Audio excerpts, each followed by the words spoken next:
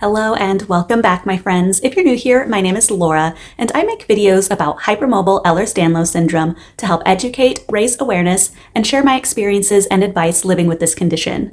Today we are going to talk about the term double-jointed. I got the idea for this video from a viewer's comment about the use of this term on a recent video of mine. I hadn't given much thought about where the term double-jointed came from and the meaning behind it until now. I didn't realize the term actually caused some people to mistakenly believe that people who are considered double-jointed literally have double the number of joints in their body than everyone else does. I actually remember the first time I heard the term used. I was 5 years old, and one of my classmates asked me during our PE stretches if I was double-jointed. I remember being confused by the question, so I asked them what they meant, and they said it means that you're born super flexible. That was really the first time that it was brought to my attention that I was physically different from my peers. So curious 5-year-old me went home that day and asked my mom and siblings if they were double-jointed too. My mom and my older brother and sister were already familiar with that term and showed me some of their favorite party tricks, such as this thing where you cross your fingers over each other like so. Even at such a young age, I understood that being double-jointed doesn't mean literally having two joints where there should be just one, but I can see where the confusion lies, and it does get me wondering where the term came from. According to the Merriam-Webster dictionary, the term double-jointed's first known use was in the 1820s, and its meaning back then is still the same as it is today. Double-jointed was and is currently defined as having a joint that permits an exceptional degree of freedom of motion of the parts joined.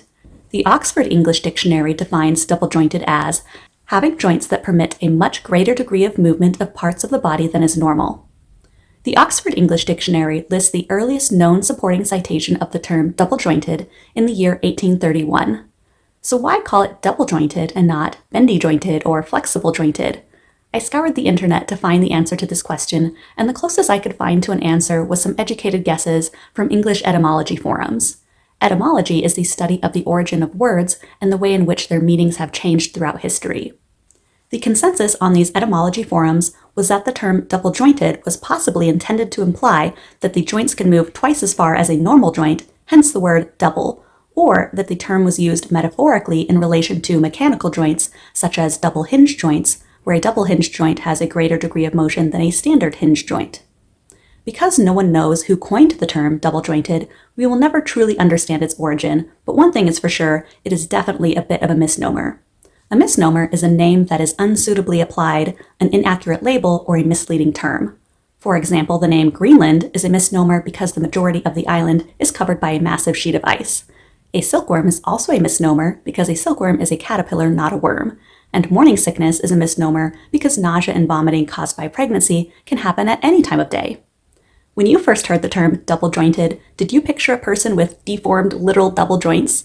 Where do you think the term might have come from? Let me know down in the comment section. If you thought this video was helpful, please click on the like button. If you want to see more videos like this, subscribe to my channel, and don't worry, it's completely free. If you click on the notification bell icon, you will be notified when I release new videos. As always, thanks for watching and see you next time.